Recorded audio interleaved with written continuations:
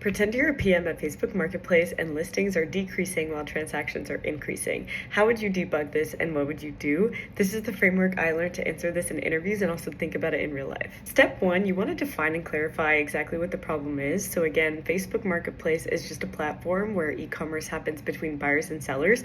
And since listings are down but transactions are up, that tells me there's a mismatch in buyers buying activity versus sellers posting volume. So that could be something that we dig into a little bit further. Again, the reason why that is because the transaction is a completed sale end to end, whereas a listing is a post that's been put up by the seller. Step 2 is to actually get to the root cause of the problem, and that is through asking for data. In this case, I just want to get broader checks out of the way first to make sure there are no confounding variables influencing this. So for example, what is the time period? Did this occur over a couple of months or was this just yesterday? Number 2, is this seasonal? Is there a holiday coming around? Number 3, have there been any glitches or any updates on the content side or on the development side recently? Next up, we want to ask a series of actual questions that I've listed up here. Really what I would hammer on though is if competitors have released something new recently, or if we see that listing quality has improved. We also see that average listing price has changed, so listing price might be going up. That might be telling us also that there are just higher value items being listed. When you get all of that data, you can come up with hypotheses as to what's happening. So if we do see that the average price per listing has increased and also the average basket size per buyer has increased, that is telling me that the number of transactions is increasing because buyers are finding more perceived value, but also sellers aren't needing to post as much because they're seeing their listings become successful. However, if we wanted to go a different direction with the hypothesis and we also saw that maybe internally there was a recent algorithmic